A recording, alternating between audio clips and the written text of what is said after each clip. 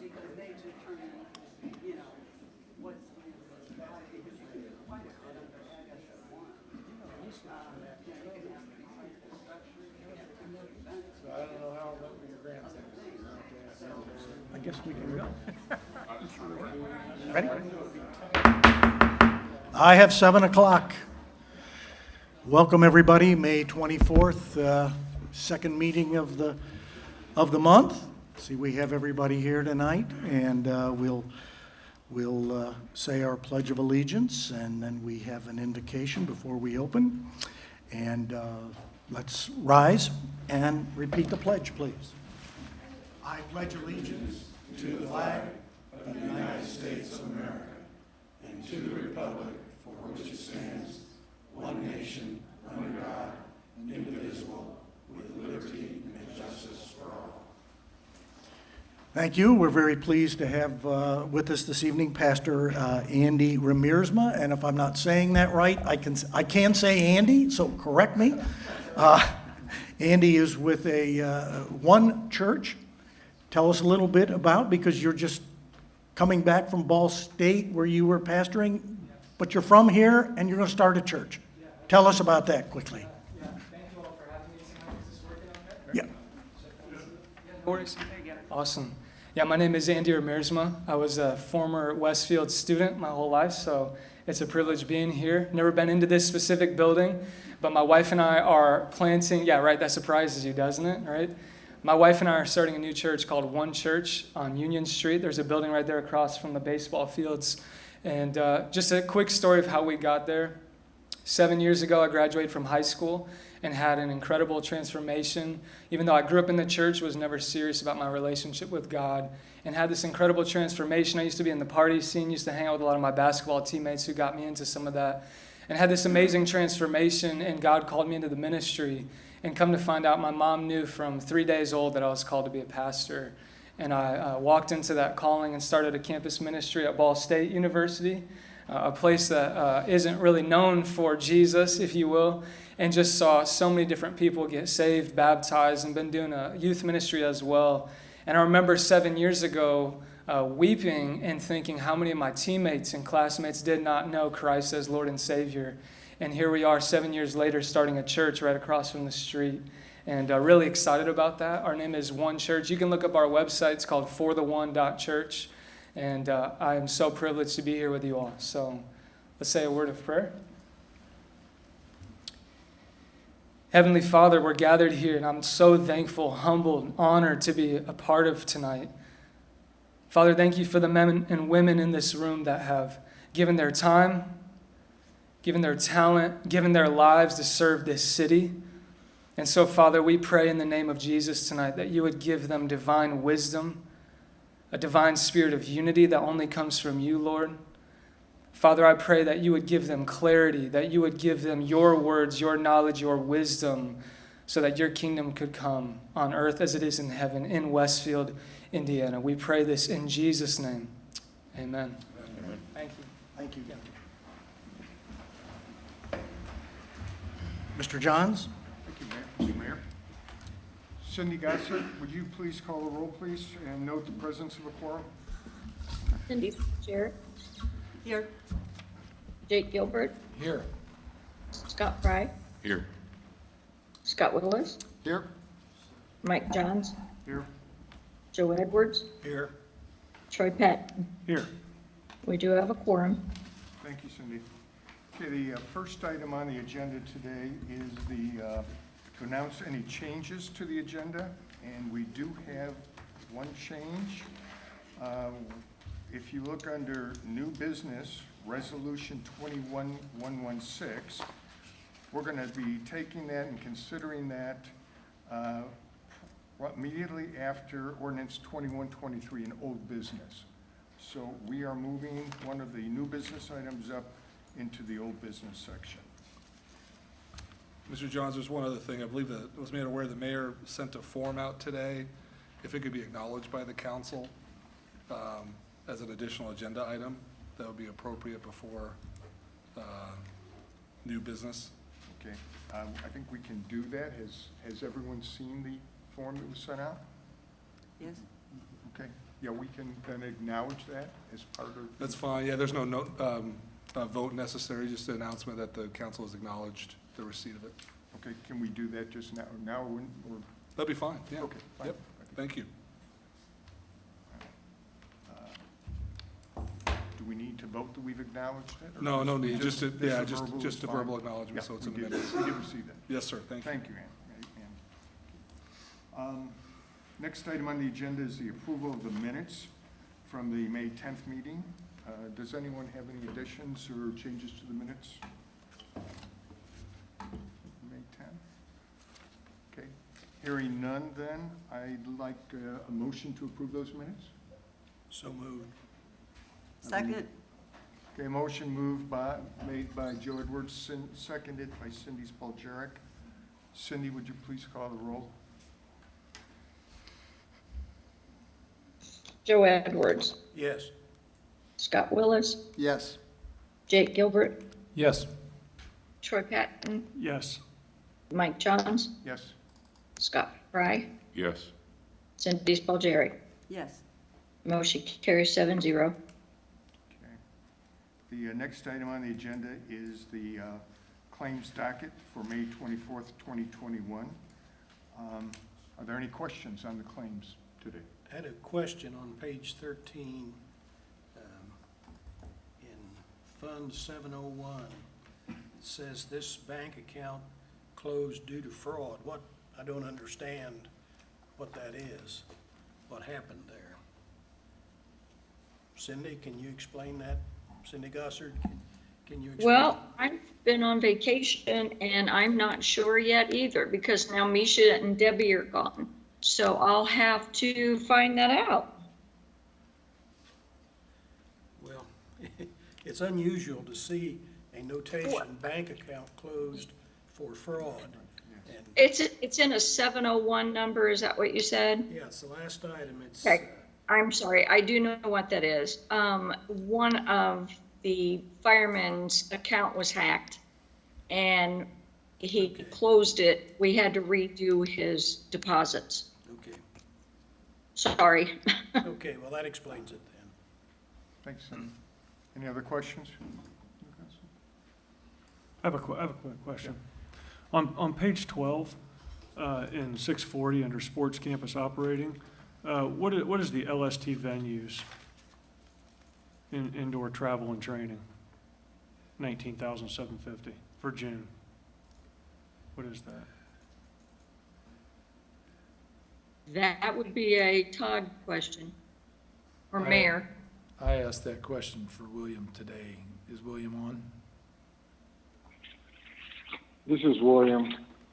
That's a separate payment from what you were referring to earlier, Jake. That payment is for our contracted staff through LST.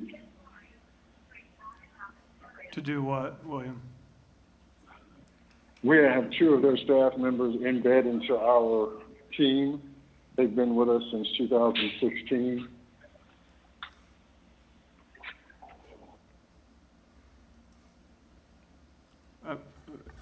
So it was for 2 staff members added to your team?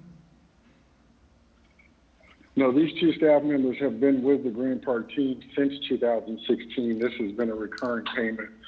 The amount has varied, but the payment has been recurring since 2016, since they started work. They were the group who assisted us as we opened the event center for the first time. TJ Land and Chris Fortney are the 2 staff members that we still have on our team, one of which helps with event production, and the other works in our business development team.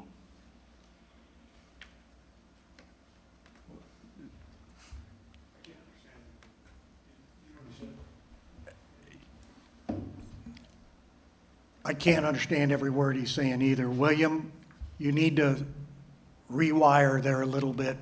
LST is a contractor that we hire 2 people from. They've been on staff since we've opened the event center. So you've seen that claim ever since you've been here? Yeah.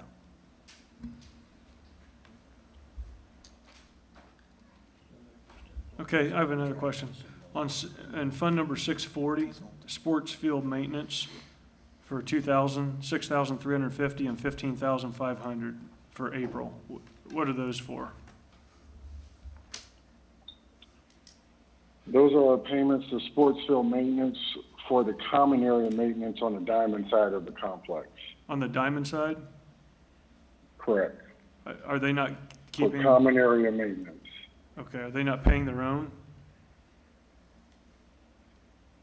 No, and I apologize if you cannot hear me. I obviously, if I'd had some time, I would have been there tonight. I could have answered these questions in person.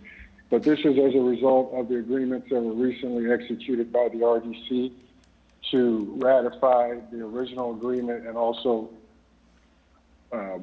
outline the scope of work for the common area maintenance for the diamond side of the complex.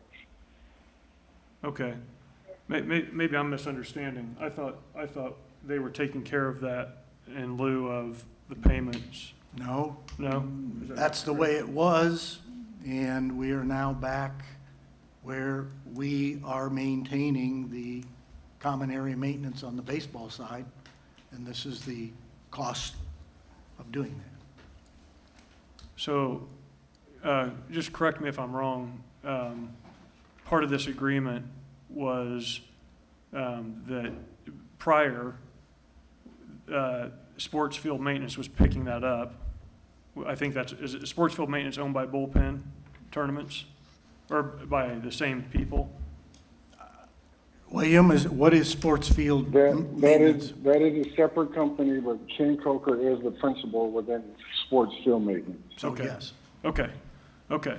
So we're now getting a portion of the, I forget, gate or apparel We or are whatever. getting gate and apparel just as we were within the original 2014 agreement. okay, so we are getting gate fees now. Mhm. Okay. And that's where the money's going now, is to maintain the common area side. Okay. That's what you wanted to see. Yeah, well, no, it's not what I said. So initially, the city we forgave them paying us, and they were taking care of the maintenance, correct? We forgave them paying us what? The gate fees. Yes. Okay, so now you're saying that we're getting the 30 to 40% in gate fees? We get a portion of, what is it, William? Gate and, is it apparel? Gate and apparel revenue, yes. Yes. Okay. What is the percentage of gate fees that we're getting? Currently, I believe given the year we're at either 25 or 30% on the gate. Okay, the initial agreement was what, 30%, right? The initial agreement for gate revenues originally was 20, and then it escalates up to 30. Okay, yeah, so in this year, it's 30%, correct? Yes, Okay, correct. okay. So our memorandum of understanding, basically, or however we redid this agreement, so in lieu of, I just want to make sure I understand this. So let me walk through it one more time. So the original agreement was such that we collected a percentage of gate and a percentage of apparel. When we transitioned, we let them keep that, and they picked up the expense of the common area maintenance. Under the original agreement, we were under contract with Brightview Landscape Services to perform that work. Now that we've transitioned back to the original setup, we have contracted with Sports Field Maintenance instead of Brightview to perform that scope of work for the Diamond Area common area maintenance. Okay, so conveniently, we've contracted with the same individual who owns sports field maintenance that owns Bullpen Tournaments, and we are now paying them the very fees that the city was supposed to get. Is that the way, am I understanding that correctly? No, you are No? not understanding it Okay. correctly, Troy, and I do believe that we've been over this in great detail with you. Sir, I don't Yeah, okay. understand. You know very well we were collecting fees originally, That's right. and we went back to the original where we're Okay. collecting fees, but now we also have to pay somebody. So, Either our own, we need to hire our own people.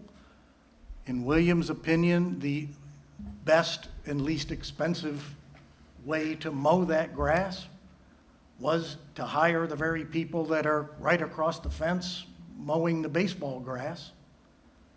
who happens to own Bullpen Tournaments, who's enjoying the profits off of the baseball side of the business, correct? I'm just making sure I understand this. Enjoying profits from the baseball operation. I believe you've even reviewed their finances. I if have. recall, yes. So, Okay, okay, yeah, we're right back. We had a very nice arrangement where we didn't have to have each other account for gate fees and percentages. And in fact, Right, our by handshake doing it the agreement. other way, we actually were saving about $150,000 a year. supposedly. No, sir, we were saving $150,000 a year. We were saving $150,000 a year. And there was pressure. You wanted to go back the way we were, and that's what we're doing. So we have to pay to mow the grass. You're right, we do. So if it costs my son $40 to mow the yard, and that's what I would pay him, because he gets the enjoyment of playing wiffle ball in my backyard, right? Just for instance. And so now all of a sudden I'm gonna pay him $200 to get to play wiffle ball, to charge the other kids in the neighborhood to come play wiffle ball in our backyard. That's a good Where deal are for you me. getting all these dollars to make these innuendos with? Okay, Would you like to have a private conversation about it? Yes. Well, come on in Yeah. and talk to me. Yeah. Be happy to. yeah, Can I have Kristen set it up? feel free, yeah. May That'd I be great. have Kristen set it up? Yes, that'd be great. Very well.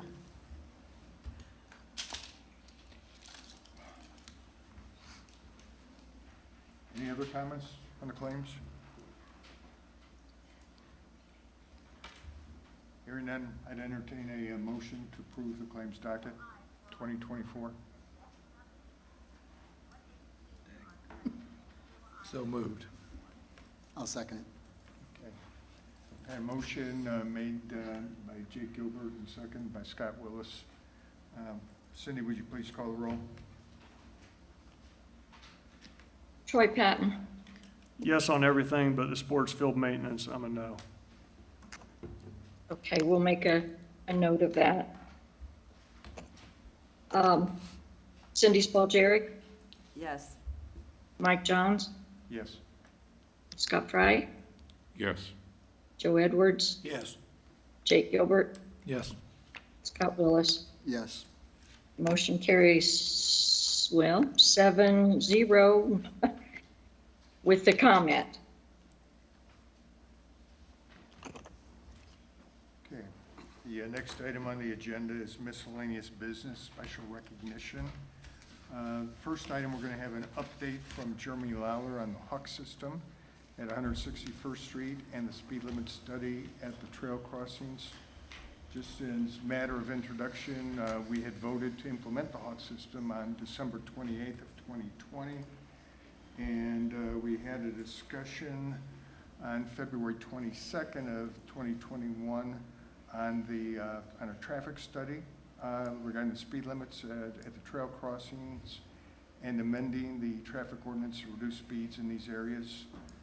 Jake Gilbert led the discussion, expressed his desire and the desire of the council to look into modifying the current speed limits at the city trail crossings.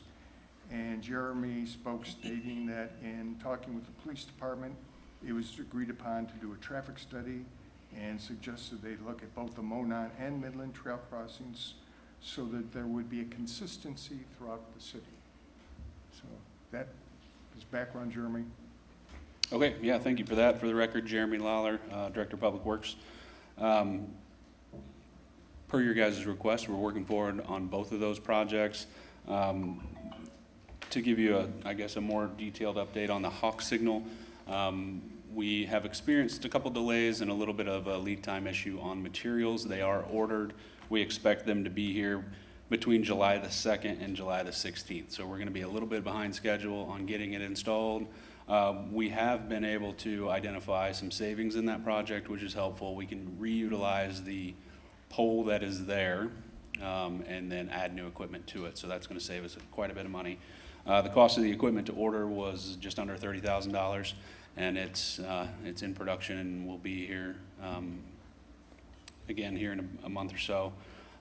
We have a contractor on board for the installation. The manufacturing company or sales company doesn't install, so we'll use our typical signal maintenance company, which is Midwest Electric, to install that equipment. And in the interim between now and then, we have some pavement markings and signage, additional warning signage and things to install.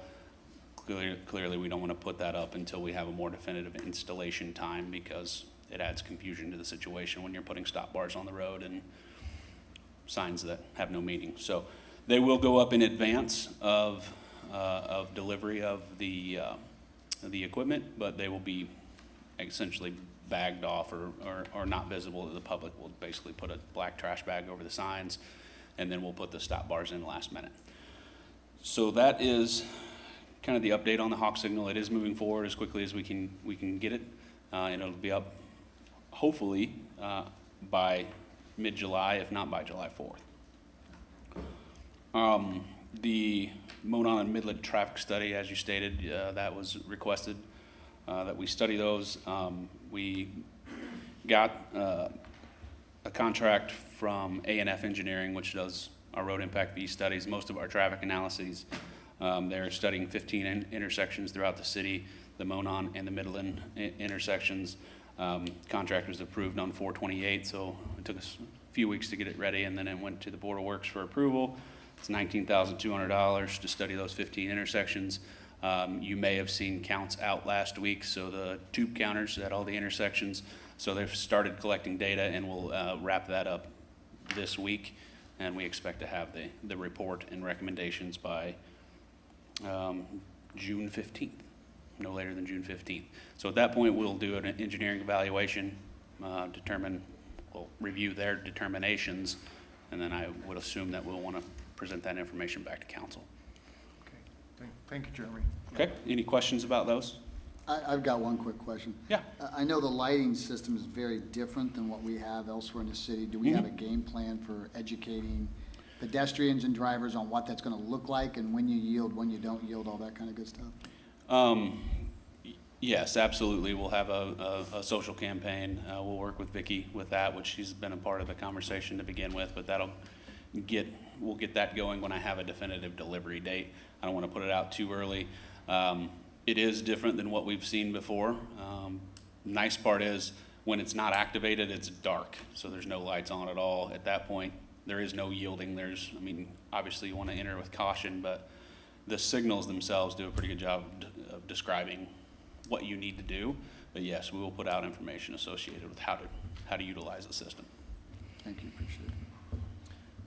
Jeremy, just on trail safety, this time of year, in terms of brush and overgrowth that kind of limit visibility, I assume that that's part of the maintenance of those trails in May and even back in April. Absolutely, yeah. Sometimes we get calls on that, like someone needs Sure. to cut a tree back or something. Yep. And anywhere where we own the property and have the right to cut the trees, we do that. We do it with our own staff, but we also have an overarching maintenance contract with Brightview that does the bulk of the long corridors that aren't maybe sight distance. They're just hanging into the walkways. But we monitor the sight distance stuff on a regular basis. In many locations, we don't own that corner. The adjacent property owner owns to the middle of the road, and without a right of entry or permission from them, we cannot cut those trees. So it does, in a few locations, cause some issues. I'd throw out one more comment, if I may. Yeah. Just to almost piggyback on what Councilor Willis said. Not only education for the residents related specifically to the Hawk system. Mm-hmm.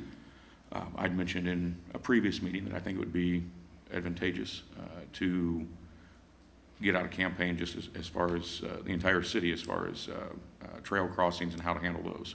Sure. Again, I think we've got a large number of residents and a large number of visitors that don't understand how we treat just a typical crossing for the paths, for the trails, I should say. I actually had a resident reach out to me today saying that there was a Carmel police officer that stopped to, kind of direct the traffic across the path right there at 161st. Mm-hmm. So again, I think having that knowledge and having that widespread is a good thing, regardless of our Hawk system, excuse me. Sure.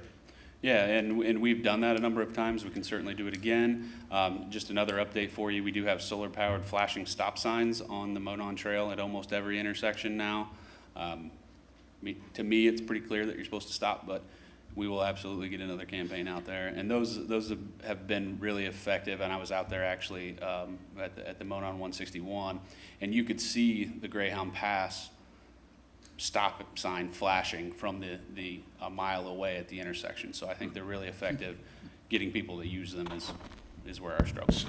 So I think the markings are very clear. Mm-hmm. I agree with you, the stop signs and all that for the path. I think it's important to maybe get that message out across social media, just a number of different ways that we can reach the drivers that are stopping and causing issues. Sure. Yeah, and I agreed. And I'll work with Vicki, and we'll get the communications team to work on that. So Appreciate it and appreciate Yep. the update. And then any other questions about those two? Okay.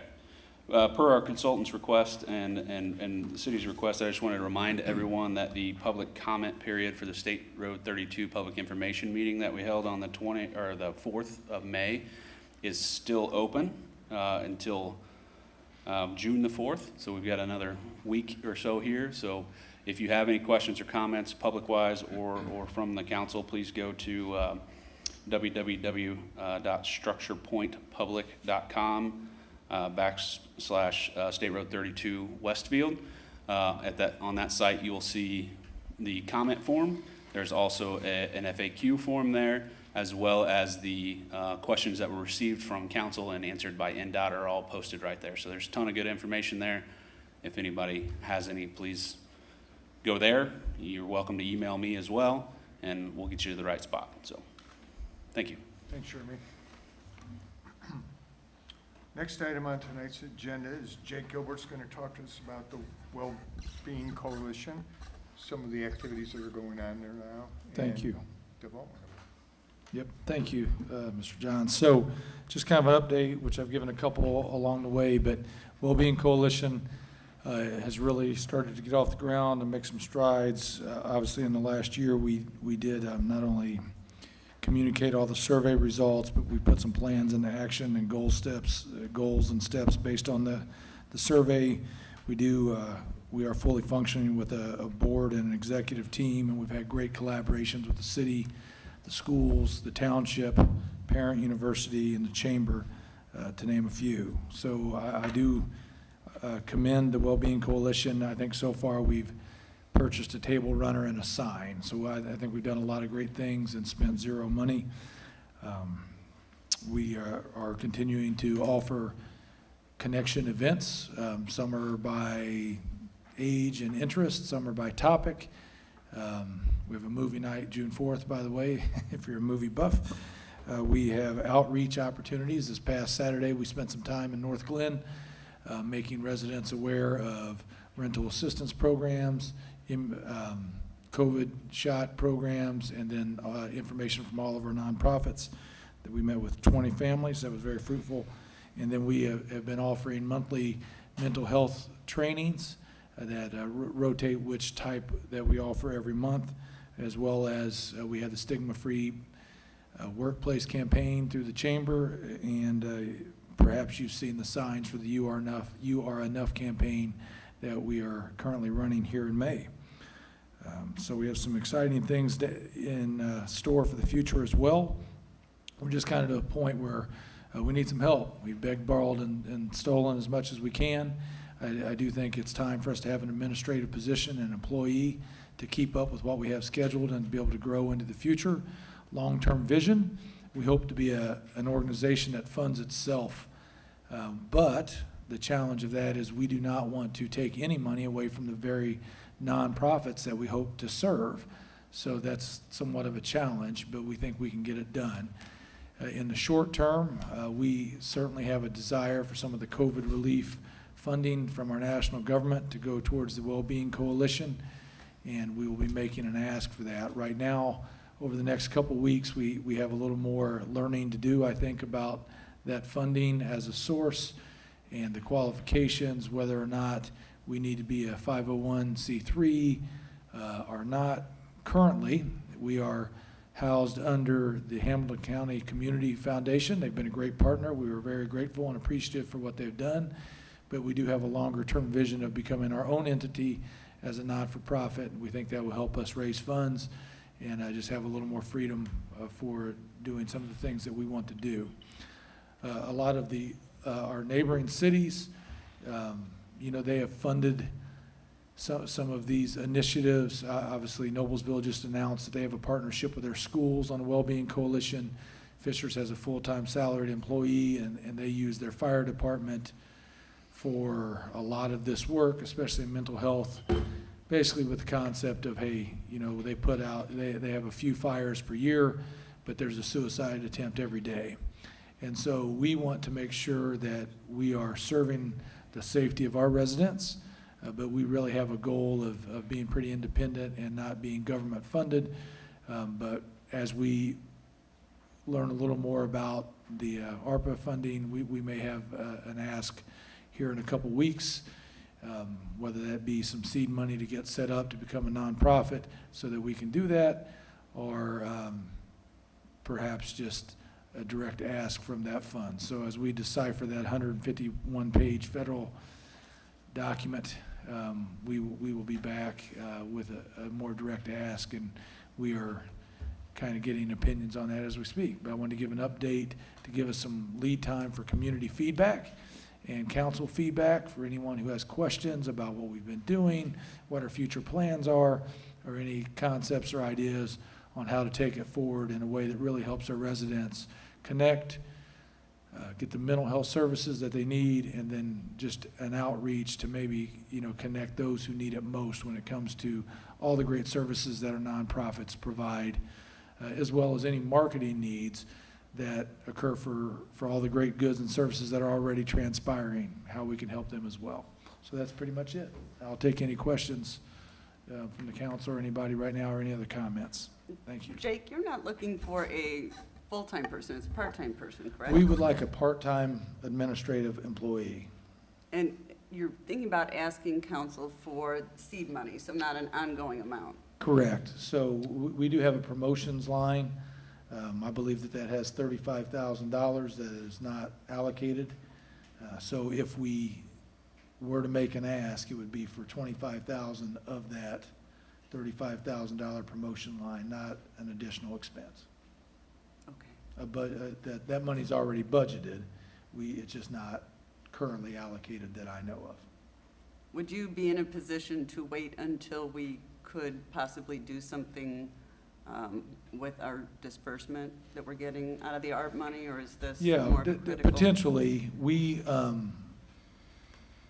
over the next couple of weeks, we really need to discern if, for readiness for the disbursement. So like for example, if we say, okay, for you to get the disbursement, you need to be set up as your own 501c3. All of this work needs to be done between now and then. Over that period, we might need some assistance. But if we can do it without the ask, we are 100% would do it without the ask. If we believe we cannot do it without the ask, we would ask for a little bit of administrative help. I'll leave it to the attorneys to know the actual meanings behind some of this interim draft guidance, or whatever the term is. But it did seem like you wouldn't have to be necessarily a nonprofit to receive these funds. I mean, because technically these funds could go to certain businesses and things too. So I didn't think that was a factor. And while it doesn't say something like this specifically could be used, I think there is reason to believe that that makes sense, given what their goals are with the program. And given the things, just like you mentioned, that you did last weekend, reaching out to those who are more, disadvantaged or have inequities, that's one of the goals. Yeah. To have that help, so. We certainly think we fit exactly what the funding's for. So if we can do it without an ask from the council, we will, but we will certainly make an ask of that money. Yeah. They seem to want to really tie it back to the effect of COVID, Yeah. to the pandemic, and so they're looking for that relation back. But also, our well-being here has definitely suffered across the board, and so you can't separate that out. It's part of it. Just wanted to. Agreed, thank you. Any other questions or comments? Jake, the one thing that would help me, okay, because I don't know a lot about all the nonprofits that are in play here. Obviously, I support a lot of them, but I'm not quite sure how they interact with each other. And, I mean, I'm a huge supporter of the Wellbeing Coalition, but I'm not sure I understand how it interacts with school well-being in the schools. And with the Heart Soul Clinic and what the relationships are. And I'm not asking you to address that tonight, but maybe next time when you come back, you could put together a little presentation, show just exactly how you fit within that big, broad umbrella. Well, I think I can give one easy answer tonight. So we are hoping someday to be the umbrella. So we are a connector. So we are not a service ourselves. We do provide, but we really connect people to services. So we are a communicator, we are a connector. So for example, if Mr. Riersmo's, his new church, if one church is like, hey, we're new residents in town, we want to start a food bank. Well, they may mean very well, but what if we really know our nonprofits and say, that's great, but we need transportation, or we need more mental health supports, or we need more help with physical health. So right now, we are trying to fill in that gap. So just to your point, Mike, where we know we have several great nonprofits in the area. They have asked us, we surveyed them, they have asked us for marketing help and awareness help so that people like yourself really know how to get involved and where you can support, but then also that people who need the services know where to go. We want to be a mouthpiece for the community to help connect people who have needs to those nonprofits, avoid basically services that compete against each other or a replication of services that maybe we don't need, and just help our nonprofit world operate a little more efficiently and just serve them. So we are not the service themselves. We want to be a connector and leader in the community to make it as productive and collaborative as possible. I think this campaign, the You Are Enough campaign, is a great example of that. So the township, Parent University, NAMI, the city of Westfield, the chamber, and the Wellbeing Coalition all have some skin in the game on this. It's cost us nothing, but we've all given a little bit of our time and resources in a way that have made it better. So that would be a great example of a collaboration led by our coalition, bringing all this talent together to try to do something positive on the well-being front. That helps. Thank you. Any questions? Thank you. Thanks, Jake. Okay. Moving on to old business. Ordinance 21-23, Osborne Trails Phase 2 PUD. Had a council introduction on April 12th, followed by an APC hearing on May 5th.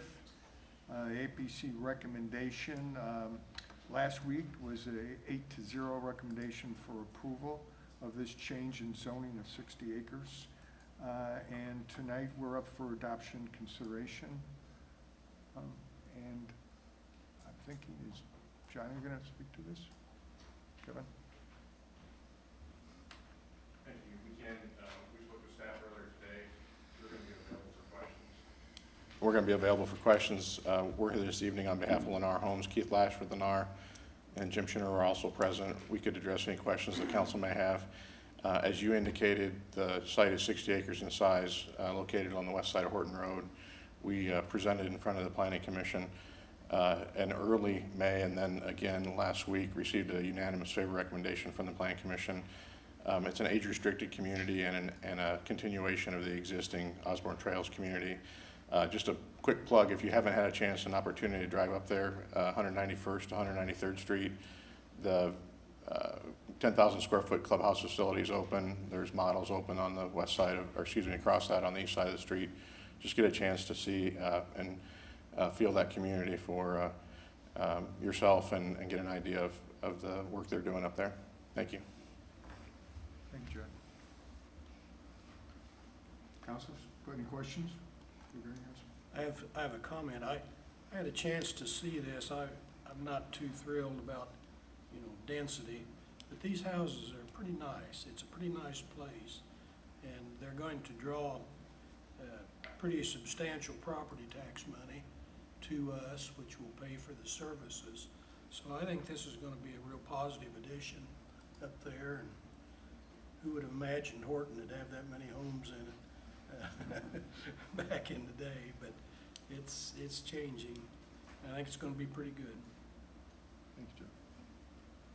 Any other comments? Okay. Hearing none, do I have a motion to approve ordinance 21-23 Osborne Trails Phase 2 PUD? So moved. Second. Motion has been made by Joe Edwards, seconded by Cindy Spiljeruk. Cindy Gosser, would you please call the roll? Troy Patton, Yes. Joe Edwards, Yes. Mike Johns, Yes. Scott Willis, Yes. Scott Fry, Yes. Jake Gilbert, Yes. Cindy Spalgeri. Yes. Motion carries 7-0. Thanks everyone for your time this evening. Thank you, John. Okay, the next item on the agenda is where we had discussed earlier, taking it out of order now.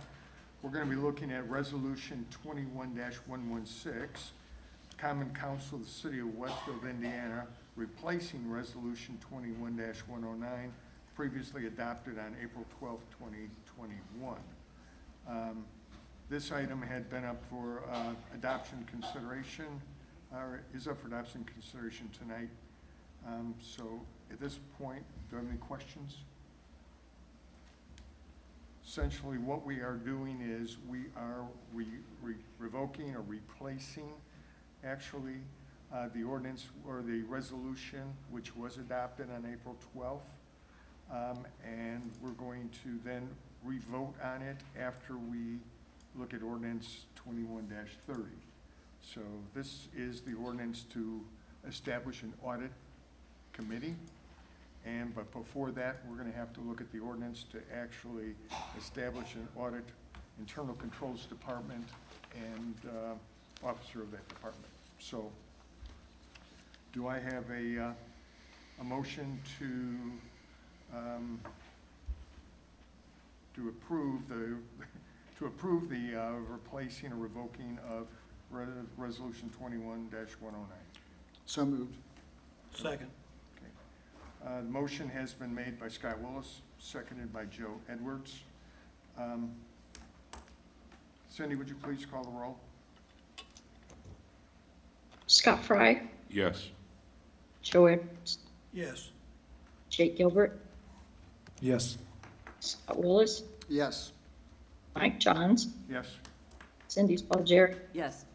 Troy Patton. No. Motion carries 6-1, no. Next item on the agenda is, of old business, in fact, is ordinance 21-30. This is an ordinance of the Common Council of the City of Westfield. The council had council introduction at our last meeting on May 10th. It's up for adoption consideration tonight. Essentially, this ordinance documents the fact that the Indiana Code allows for an entity or city such as Westfield to opt out of the audits of the State Board of Accounts and to instead be audited by CPAs. In order to do that, it requires that the entity establish an internal controls department and officer. So that is in fact the purpose of this ordinance. Do you have any questions or comments from the council? Mr. Chairman, I'd like to review the steps again. The audit for 2020, which the State Board of Accounts would ordinarily do, we don't need to do this for that. We simply, as a council, have to request through the clerk treasurer or the mayor, or somebody with authority, to do the audit, that the audit be performed by a CPA firm. In this case, Crowe Chiswick is contracting with the State Board of Accounts to do that. And so I wish that to be done for the 2020 audit. And they would do it, wouldn't do it exactly the same as the State Board of Accounts, but they would do it in the same manner. In other words, they would find their facts and then come back to the council and to the administration and render those facts as they find them. But it'd just be Crowe Chiswick doing it and not the State Board of Accounts. And those guys and ladies are swamped.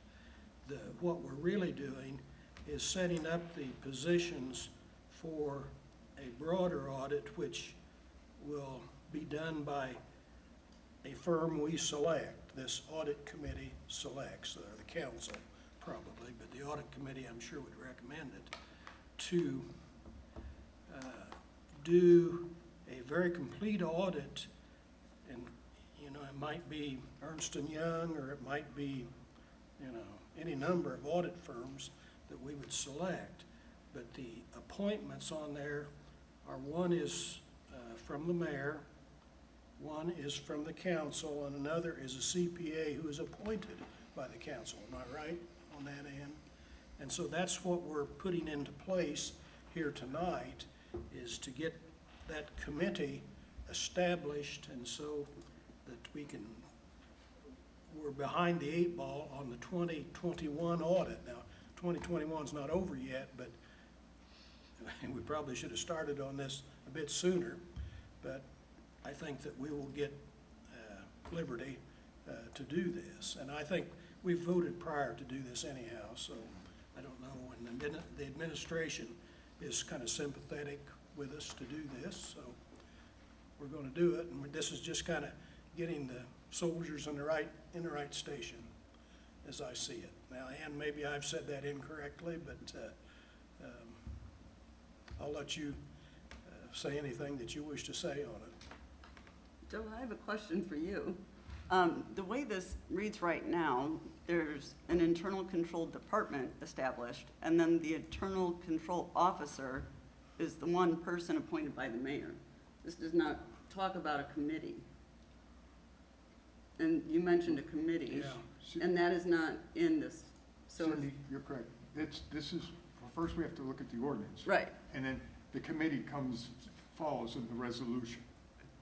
It's just confusing It's- because yeah. this sets up, and it sounds like then it kind of just goes off, and there's nothing else. We've been chasing this dog for a long I know, time. I know. But I mean, because there could be confusion, because people only see that, and then they think that's it, it's done. But it doesn't have a budget, correct? We're establishing the department, but it doesn't have a budget? Well, and the mayor may challenge me or say I'm wrong. I'm assuming that the internal control department is probably one person, and the officer is probably I don't think we're gonna be hiring anybody, I wouldn't think. I would think we're just gonna be giving somebody a new title. Well, I think there's a lot we need to be certain about from the legal entities here, how we want to do this. Yes, the administration is in favor of an outside audit. And I think we've been talking about that a long time. Fine with that. We just need to be sure we do it legally and correctly. Any other comments, questions? All right then. Do I have a motion to approve ordinance 21-030, an ordinance of the Common Council of the City of Westfield? So moved. Do I have a second? I'll second it.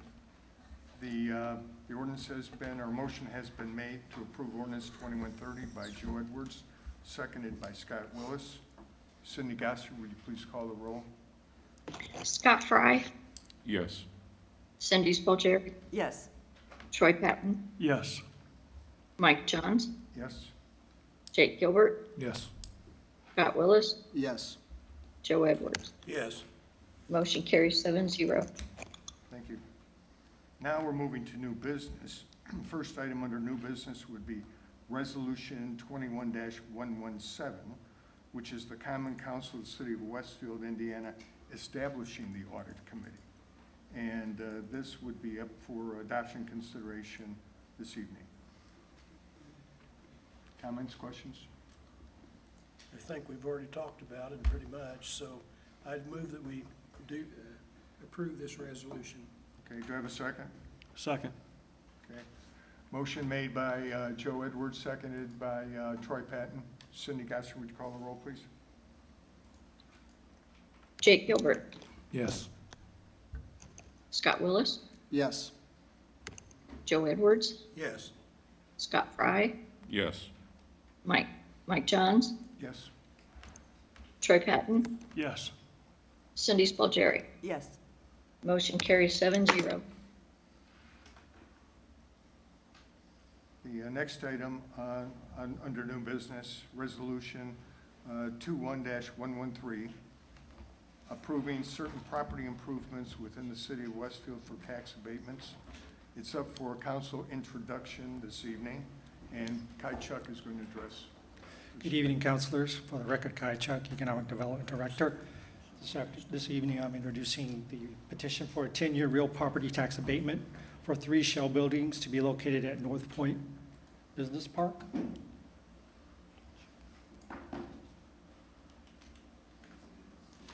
Yeah, it's in there.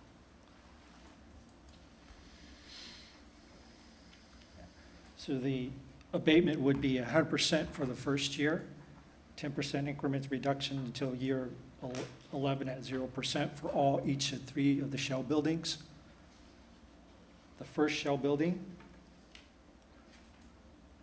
right there, would be 182,500 square feet, located at the 196th entrance of North Point Business Park, right across the street from essentially the Carrington Mortgage Building or campus of Westfield.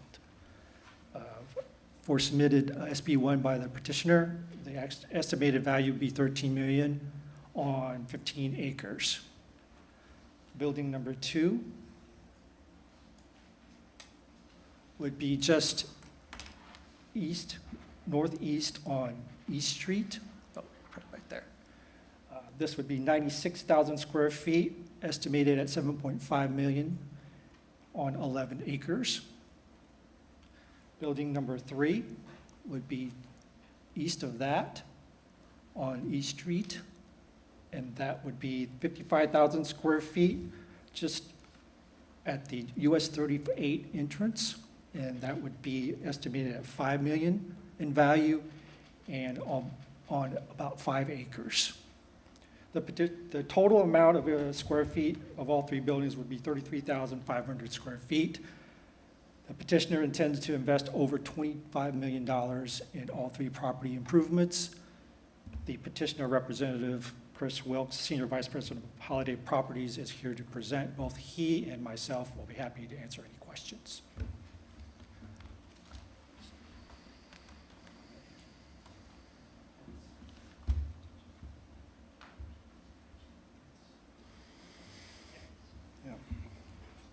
Good evening, Mr. President, members of the council.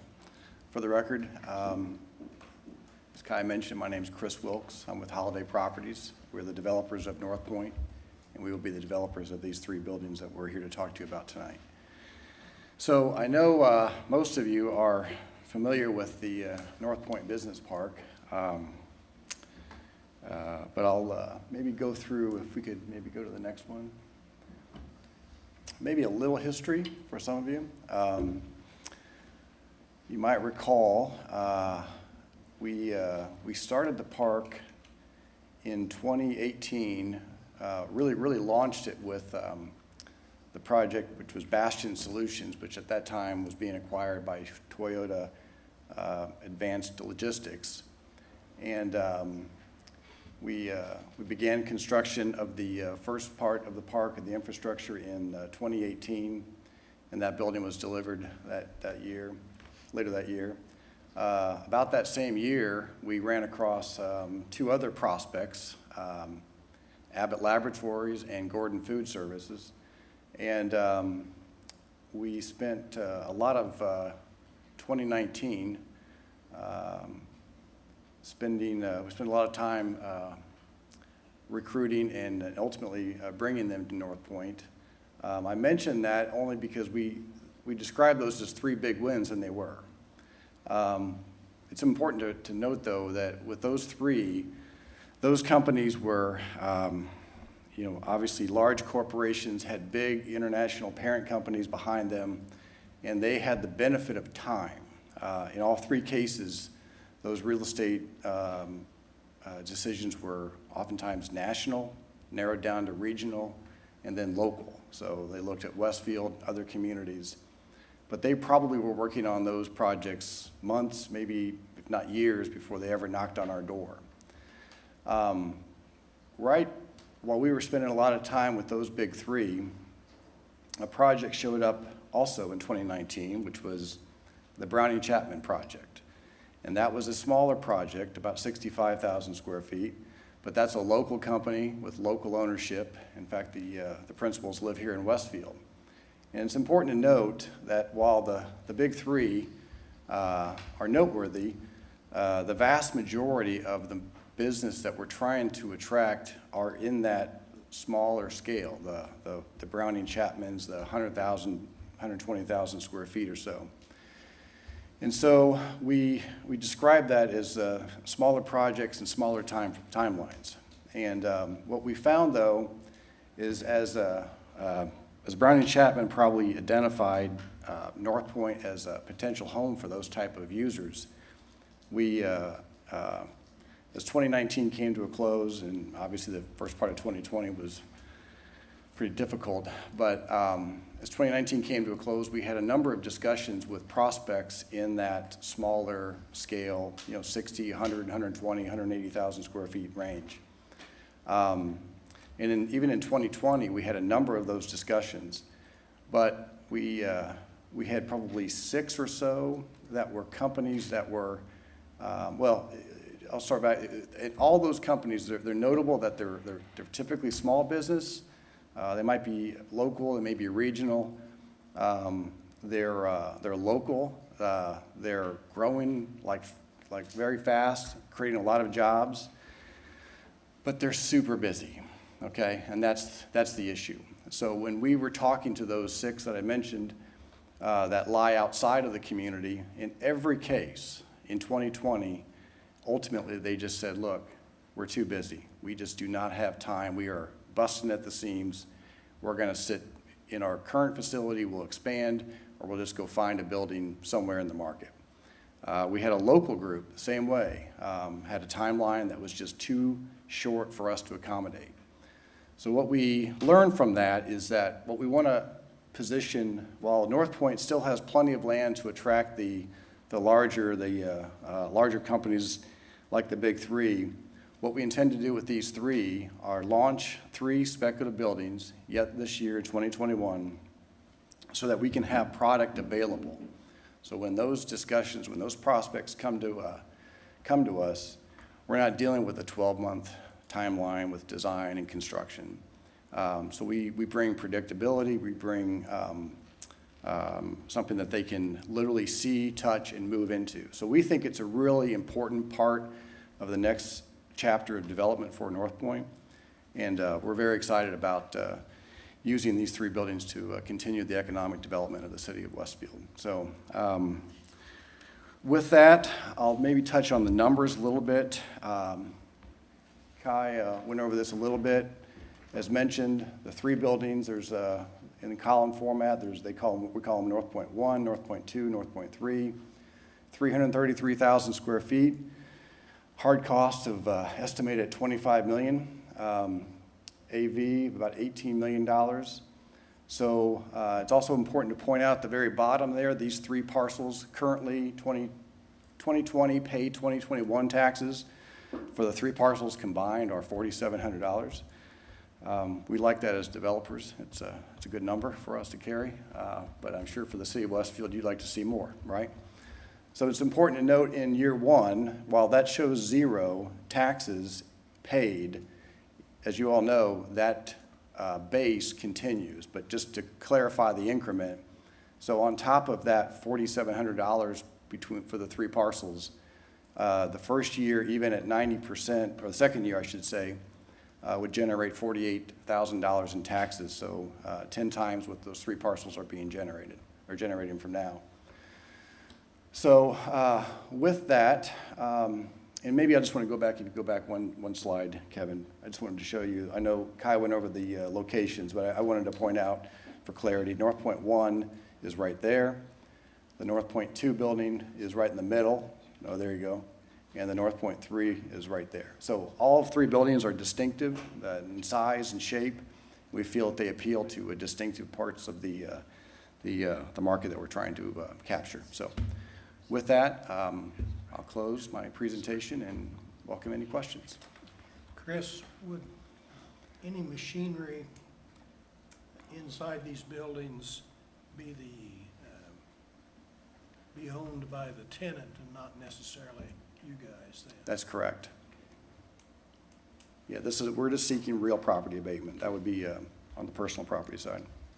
I just have a quick comment. Mm-hmm. Obviously, Chris, you and I have talked about this Yeah. several times, and I'm for it. I mean, with that being said, Yeah. I would like to see, going forward, that the city collects something up front, Mm-hmm. because we do have public safety, we have infrastructure, there are costs associated with putting in the roads, and even if we don't, even if you're putting them all in, Yeah. if there's a call or whatever it may be,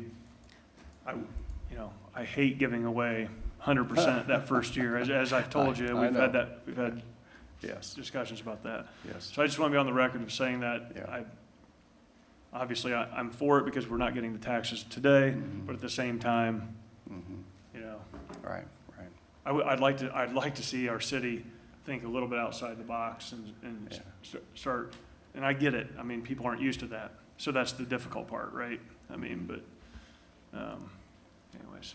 Yeah, and you're right, Troy, we've talked about that, and I would maybe just offer, the road that will access these buildings is the East Street, that road is in whether these buildings show up or not.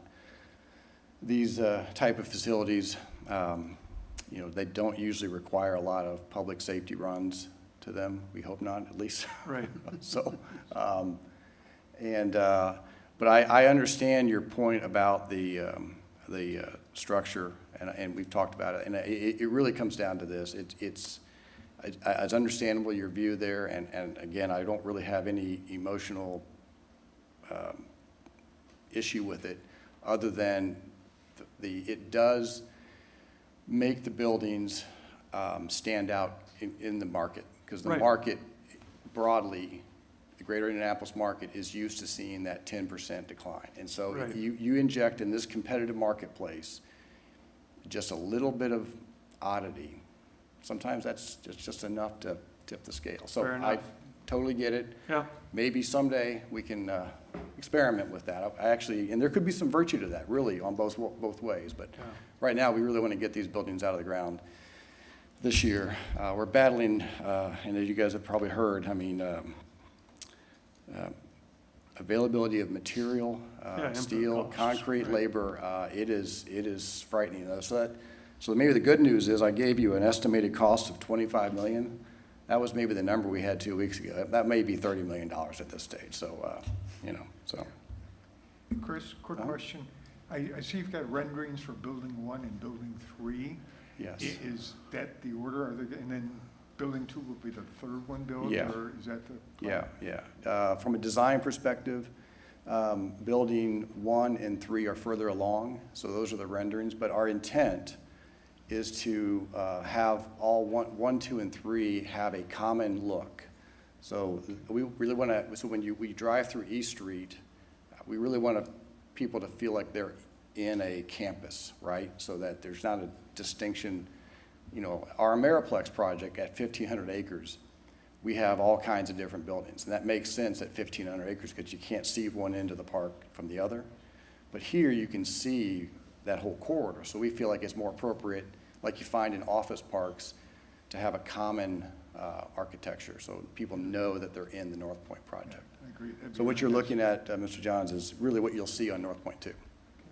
And so you're planning, starting with building 1, is that?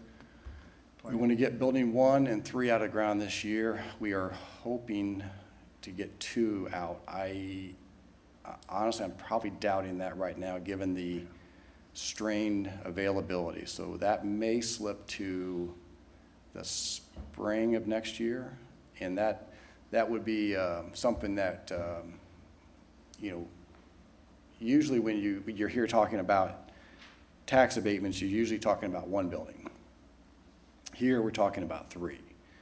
So from a timeline perspective, you know, there's 1 building that's lagging a little bit. So I don't know how we want to, you know, we'd be happy to address that.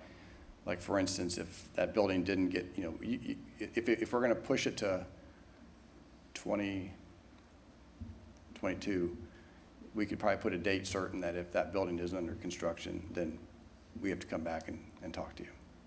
So. I just add that other communities in Hamilton County are doing this.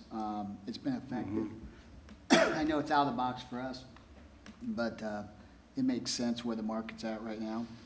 Yeah. And certainly you're helping our tax revenue by increasing that value, so we do appreciate that. You know, strategy of tax abatements is where we're at today, unfortunately, and Yeah. so this aligns with what we've been doing as a city. It just makes sense in my mind. Yeah. I can assure you the type, North Point is for the, and this is good, it is attracting high-quality businesses that can go to any community in Hamilton County. And so no doubt, they're always going to have an incentive request. So that's, you know, in a lot of ways, I wish that weren't the case because sometimes we find ourselves in competition with communities that are far more aggressive. You know, not here. We're thankful that we have great leadership here, but in other places that we work in, we wish the communities were like Westfield. So. I have a concern, and I brought this up, I think, before. When we don't know who the end users are, providing abatements, it makes me nervous. When I look at North Point Business 3 there that you had on the north end, the smaller building, looking at the permitted uses for Commerce Park, it's a pretty broad range. So it's anything that's in the LB or GB, I believe, except for restaurant, fast food, and tavern or nightclub. Well, that's in District 2 of Commerce Park. I don't know, we probably don't need the rendering. And my concern is, you can imagine, you know, Walgreens comes, for instance, there, locates there. You know, it doesn't make sense to me, but say they do and it's permitted. You know, I wouldn't normally grant Walgreens an abatement. Do you see what I'm saying? So when when you're showing me these bigger buildings that seem to be employment generators, that's one thing. When I see something smaller and knowing the range of uses possible, to just allow an abatement when I don't know if that's gonna be a daycare facility. Or, you know, again, there's broad range of uses possible. So that's my concern. Okay.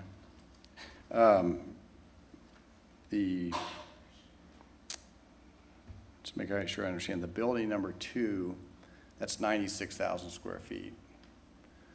I'm saying building 3 is what I was. Oh, more building concerned 3 with. is 55,000 square feet. That's still large. Nothing is saying that it has to be, though, in any of this that I've seen? We could commit in the ordinance to specify approximate square footage if that's, I thought the ordinance might have even specified that. It still calls into question, you know, there are certain things that I don't think I would consider abatement worthy. And when I, you know, don't know, given the full range of LB and GB uses, that does give me pause. Okay. Well, we would be happy to work with staff to address any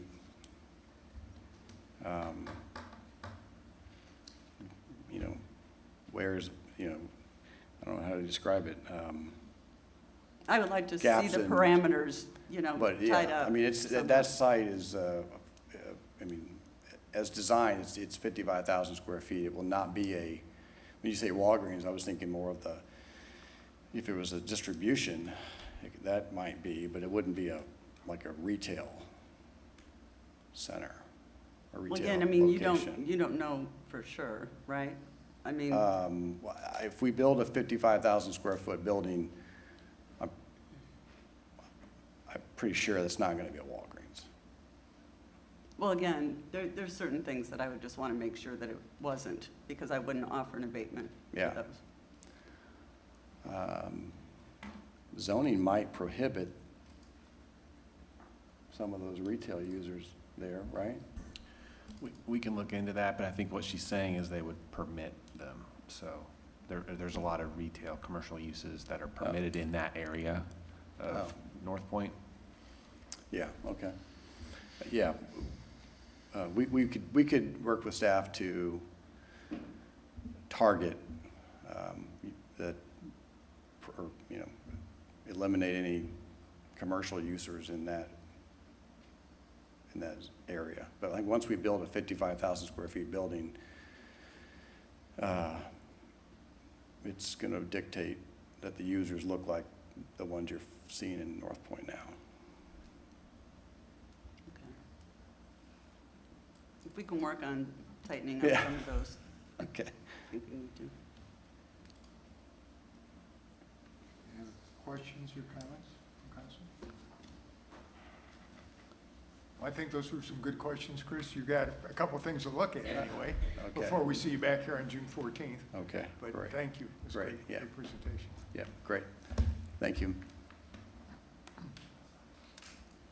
The next item on the agenda tonight is ordinance 21-27, Common Council of City of Westfield, Indiana appropriation for additional funds, replacing ordinance 21-26. This is up for a council introduction this evening and a public hearing this evening.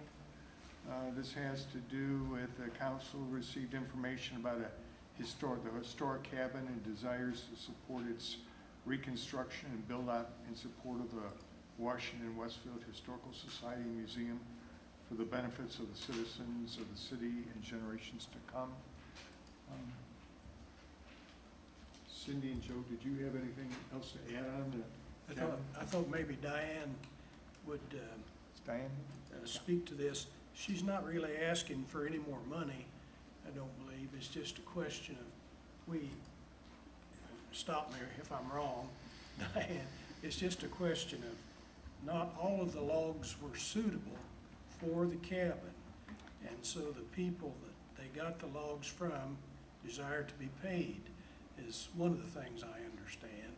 But probably they're not going to get started on this till, well, they may get the foundation done, but they may not get the building proper done until next year.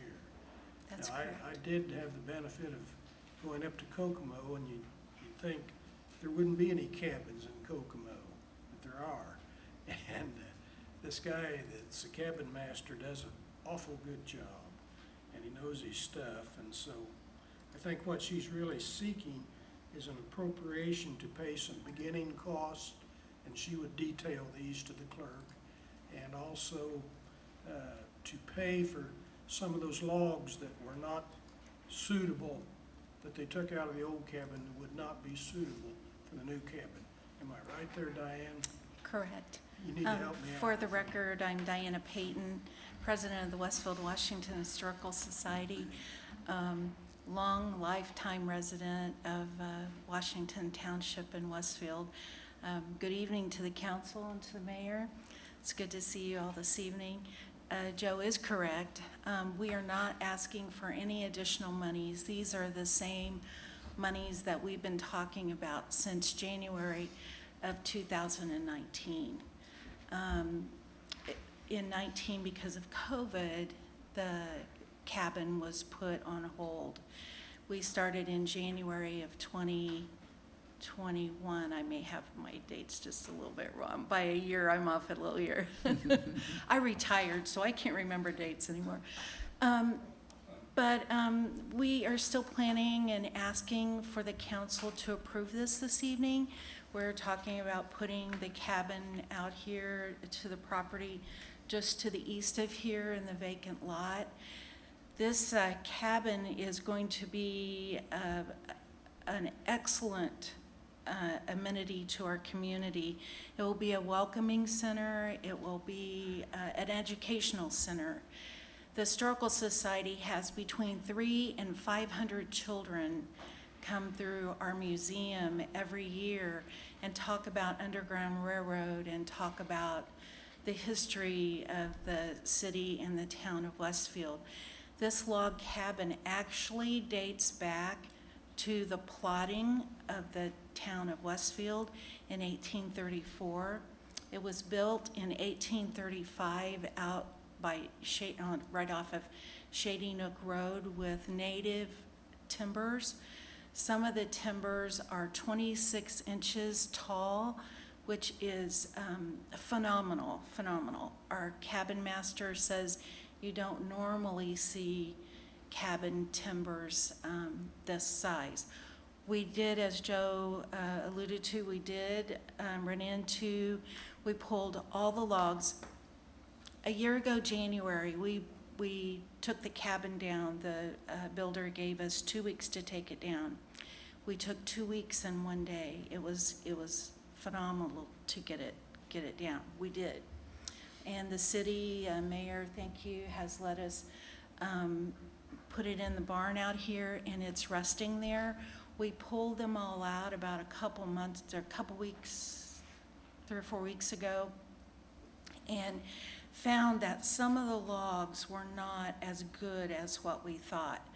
So the society is trying to raise money besides to get some other logs, but we think that this project we're asking the city, of course, for $140,000 to help to put that cabin back up. That is not the full budget to put this cabin back up. And thank you for Joe going up with us. This cabin master is the elite. We had a cabin master because we were kind of dragging it out a little bit. He withdrew in the middle of what we thought we were going to start putting it up. And I really think it was a blessing in disguise because we have the best of the best that's going to be our cabin master to put it up. He is a very good friend of Barnwood Builders, Mark Bowie. He's very good friends with him. He's very particular, and I warned Joe before we get up there, you might think he's homeless, but he's just really eccentric, and he is precise. I would welcome anyone that would want to go back up to Kokomo and see the one that he has built in Kokomo and take a look at that.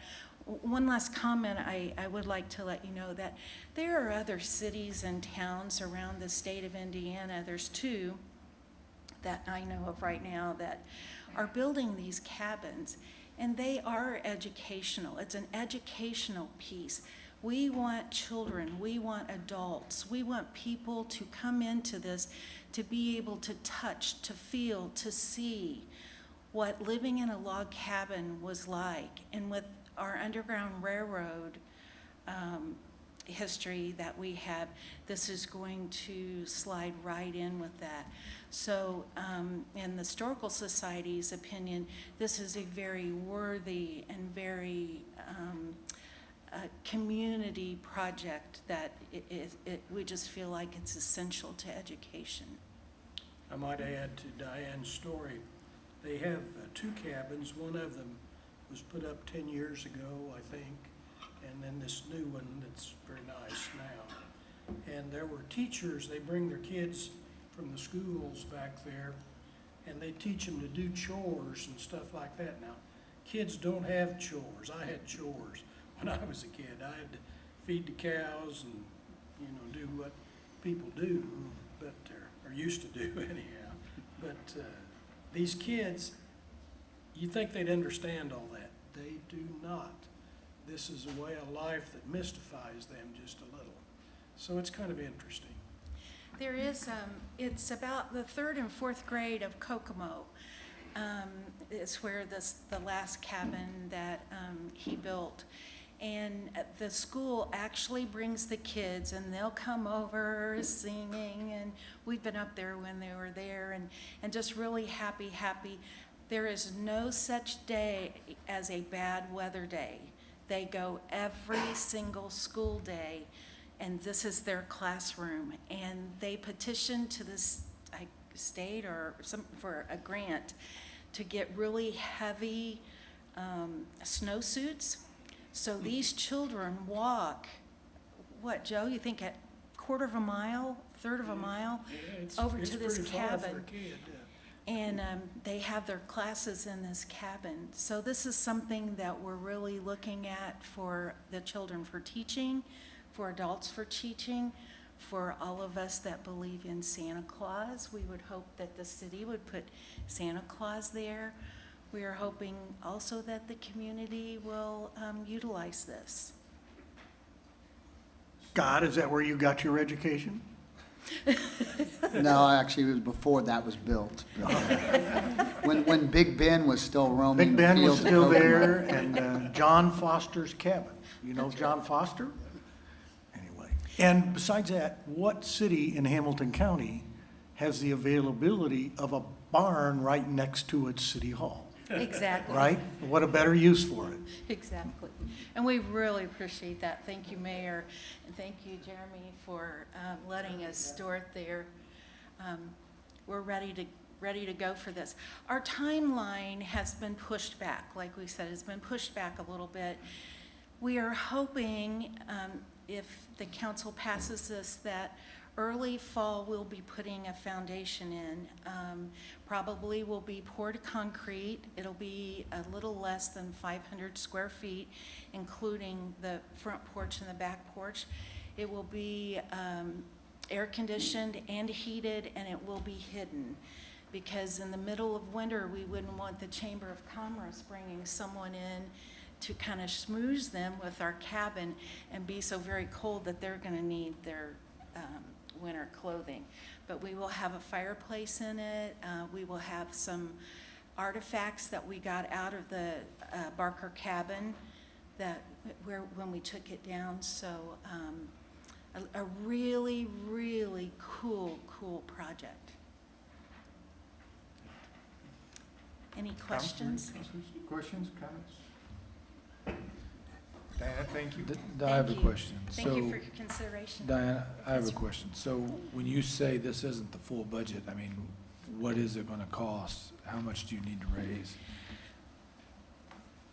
We had budgeted $10,000 for rotten logs, and I say rotten logs that were not repairable that we could use. That is now at $30,000. So from the 140 to take away the 10 that we had budgeted, we're looking at about 160. So the And Historical Society needs to raise 20,000. Yes. And that's if we can get, and we've gotten in-kind donations. We've, custom concrete is going to help us with the foundation. Shelby Material is going to give us the concrete at cost. Wilkins Lawn Care is going to dig the foundation for us. In-kind donations like that, and we're still going to be, but we are not asking the council. We have stuck with the 140 on purpose because it is a lot of money, and we want skin in this game too.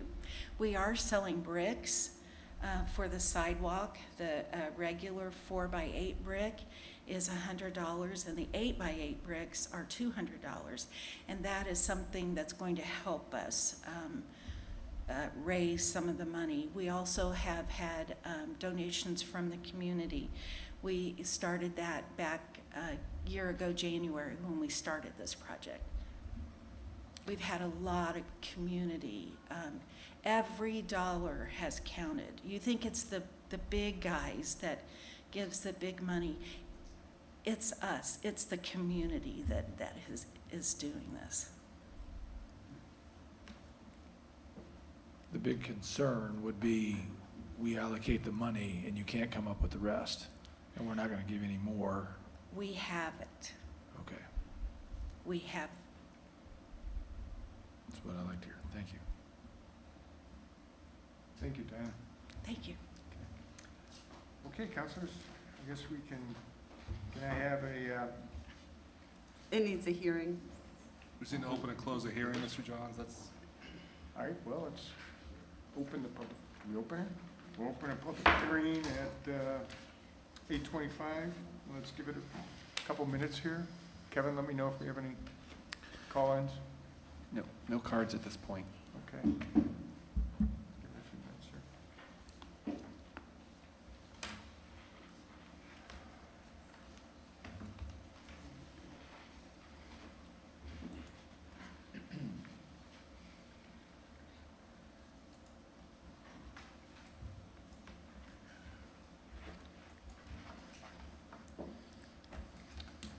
Okay, we're going to close the public hearing at 8:26. Do I have a motion to approve ordinance 21-27? So moved. Second. I've got a motion made by Cindy Spoljaric and seconded by Troy Patton. Cindy, can you please call the roll? Scott Willis, Yes. Jake Gilbert, Yes. Joe Edwards, Yes. Scott Fry, Yes. Mike Johns, Yes. Cindy Spillier, Yes. Troy Patton. Yes. Motion carries 7-0. Thank you. All right, next item on our agenda is residents who wish to address the council may do so at this time. Please limit your comments to 3 minutes. Kevin, do we have any cards? We have one. It's you. Good evening, Judy Stanley Shuck, 209 West Main Street, Westfield, and I hope I can read this. Thank you for giving some funding to the Historical Society for preserving that cabin.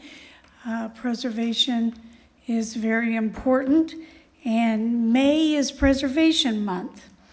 And I'd just like to read something to you that there have been many aspects of the State Road 32 project discussed lately, but there is one aspect that is very dear to many in Westfield that should be considered by all. That is preservation. Preservationists are sometimes accused of being sentimentally fixated on the past, but in fact, preservation is strongly future-oriented. The goal of the Westfield Preservation Alliance is to ensure that our historic built environment, our legacy from the past, survives so that future generations can experience it, learn from it, and be inspired by it. This kind of focus on the future is at the very core of sustainable development. Whether we're aware of it or not, our community is defined by what we and our predecessors choose to build, what we choose to demolish, and what we choose to save. These places, their design, their history, define the story of our community. Everything we see, everything we touch, and everything we walk and drive by contributes to that story, and it's molded and interpreted by our actions toward these places. Every time we choose to celebrate a place, invest in new use, or oftentimes, unfortunately, demolish something, we influence that story and define what we consider important to the community. The Westfield Preservation Alliance seeks to increase the public's awareness of this story and the effects we have on it, and foster appreciation of the design and history of our built environment toward the protection of and investment in places that are communally important. Through it all, the goal of preservation is not to freeze time, stall growth, or prevent the betterment of communities. In fact, when preservation is encouraged and fostered in a meaningful way, and our heritage places are viewed as viable components of the future, preservation promotes better, vibrant communities and contributes to the growth, but in responsible and context-sensitive ways that respective our unique community identity and sense of place. In a world where an indistinguishable design of new homes, commercial development, and other infrastructure turns rampant, preservation allows us to retain and build on what makes our city unique and should be viewed as an asset as we define the future of Westfield. Preservation is also a powerful economic driver. It's been proven time after time that preservation is an effective tool for sustainable revitalization of places, from neighborhoods to commercial corridors, and that through its activities, preservation creates more local jobs and has a greater local return on investment than new construction. Through the utilization of tax incentives, grants, and other funding sources, preservation also offers unique investment opportunities otherwise unavailable for traditional development. When we talk about preservation, we should think big and broadly. Preservation is the retention, protection, and celebration of those places, buildings, sites, objects, landscapes, and communities that defines a community's identity and sense of place. Through their stories, historic buildings provide a link to our rich historical legacy. And equally important, preservation is the support of organizations, museums, and other institutions that support this legacy through their programming and actions. Lastly, but equally important, preservation provides a unique educational opportunity for children and adults alike. Our surroundings are living laboratories and tangible links to the history of our community. Experiencing a place, taking in its design and its story, provides a connection not achievable through a book or other outlet, and doing such fosters our sense of belonging to our community. Through the first-hand experiences, preservation views our entire built environment as an experimental commodity through which we learn every day. That's from the Westfield Preservation Alliance. Thank you very much. Thank you, Judy. Councilors, reports, APC, Cindy? Well, my computer's locked up and I don't have the notes from that meeting, but I will bring up one thing that was discussed at the end, and it was something a little different for us to discuss. There was a request by a planning commissioner to take a deeper dive into the downtown sub-area plans that we have in our comprehensive plan. And so we had quite a discussion about that, and if you're very interested, you might want to go back and listen to the APC to get the full gist of it.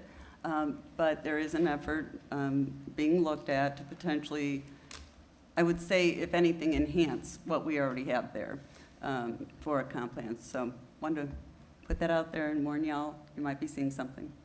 Thank you. Oversight Committee? Joe? We're still following the audit processes through, and I think we're about 75% there. Get the committees appointed, and we'll be ready to go. Finance Committee?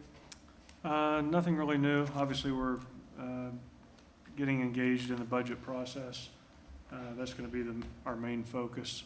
There are some things that we're still waiting on. As we hopefully complete the second quarter, we're going to get a better look at budget versus actual on a quarterly basis and notes presented to the public. We've talked about that. We still are waiting on that. But really, that's pretty much it. So, Thank you, Troy. Any other comments, councilors?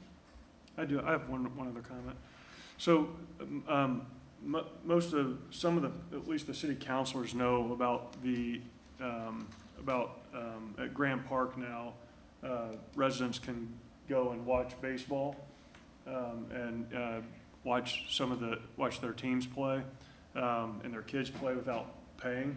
But we have not seen anything yet from the city yet, so I guess we're just waiting to maybe hear those details in the next PR campaign to let the people of Westfield know that they can get in for free. So, still waiting. That would be great. I have nothing today, so turn it over to Mr. Mayor. Nothing else to add? Okay. That said, we will adjourn tonight's meeting of May 24th. Thank you.